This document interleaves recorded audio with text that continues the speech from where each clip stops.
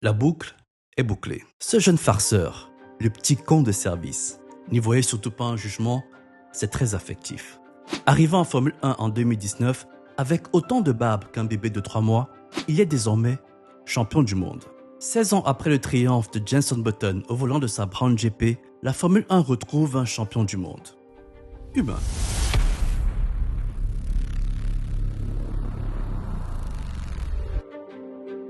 Here is the thing. Pendant 16 ans, les cannibales Sebastian Vettel, Lewis Hamilton et Max Verstappen se sont partagés les titres. À leur prime, ces pilotes étaient de véritables machines sans émotion, sans faille, sans humour, souriant à peine après une pole et ne s'enthousiasmant que le temps d'une radio, une fois la course gagnée. Lando Norris est une rupture à ce qu'était déjà devenu le cliché des champions du monde.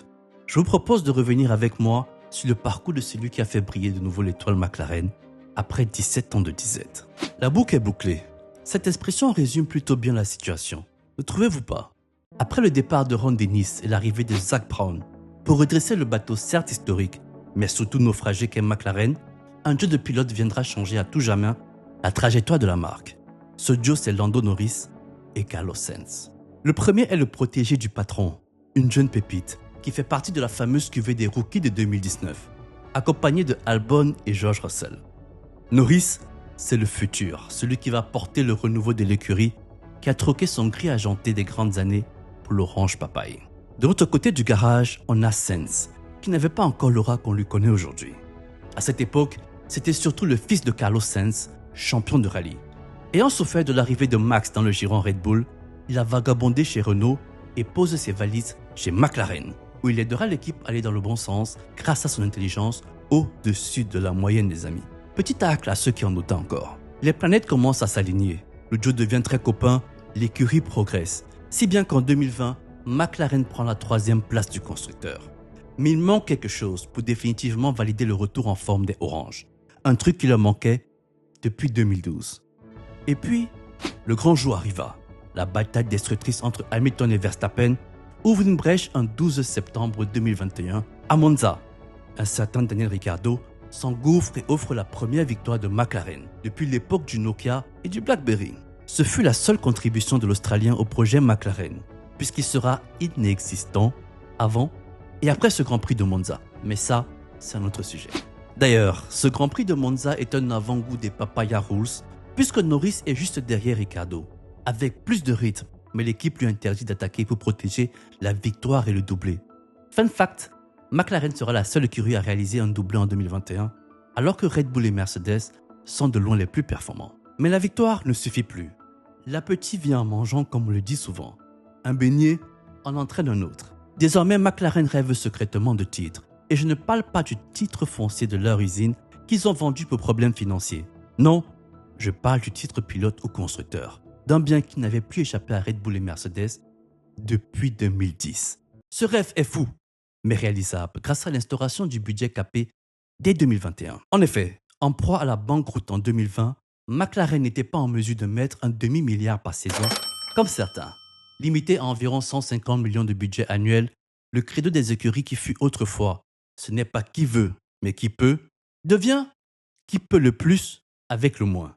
Au revoir la gabegie financière, bonjour les projets bien pensés. Et voilà comment, grâce à des arrivées bien pensées à la tête de l'écurie, dans les équipes techniques et dans le baquet, McLaren poids Ferrari et met fin au règne tyrannique de Mercedes et Red Bull sur le championnat constructeur de Formule 1 en 2024. Mais comme on dit, le constructeur, c'est plus le département comptable, le championnat pilote, c'est plus la gloire. Vous ne me croyez pas? Petite devinette, qui a été champion constructeur en 2021? Vous avez sûrement tous en tête la célébration de Max, mais peu se rappellent que c'est Mercedes qui gagne le constructeur. Pourquoi? Parce que ça n'intéresse que la comptabilité et les salariés pour leur bonus de fin d'année.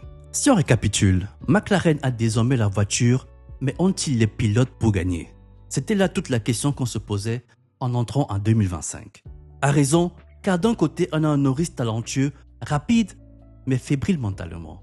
Et de l'autre, un Piastri tout aussi talentueux, froid, un poil inconstant et pardonnez-moi le terme, encore plus haut, plus haut niveau. Et le début de saison est un tableau noir de leurs qualités et défauts respectifs.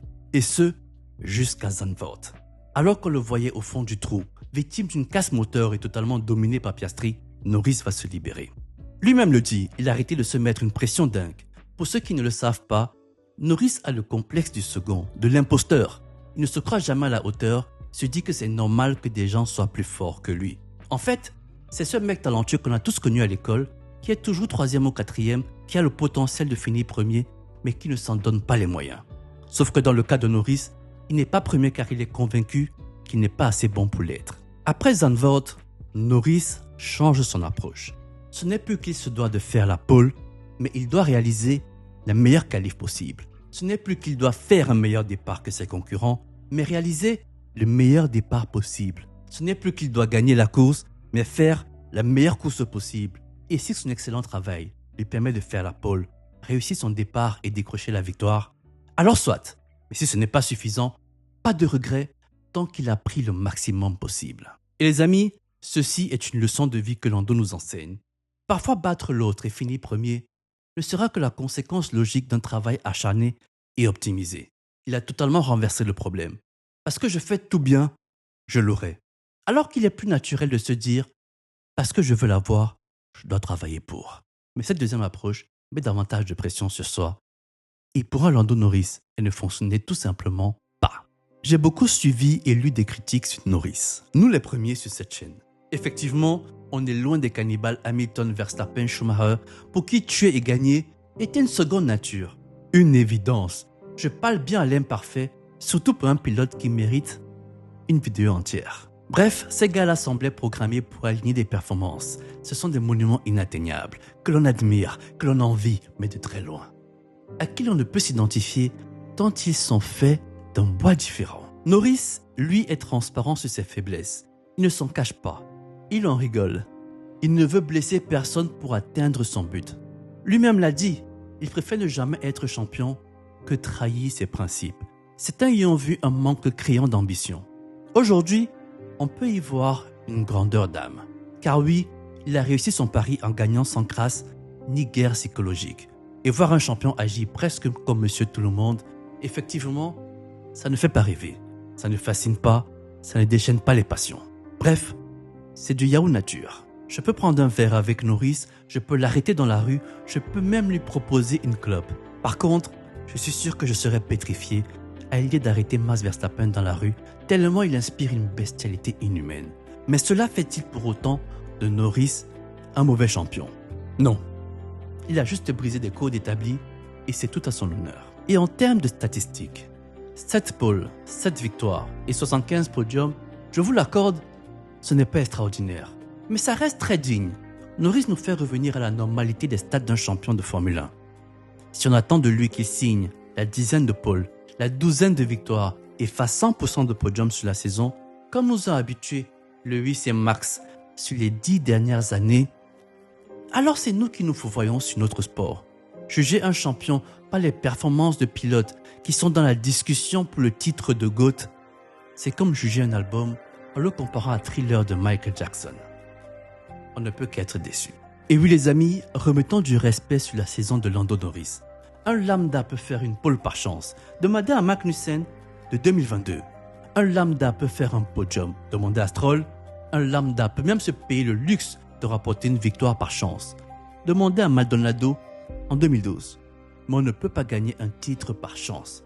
C'est pour ça qu'il n'y a que 35 champions du monde à 75 ans de Formule 1. C'était Finger Pilote. Ciao.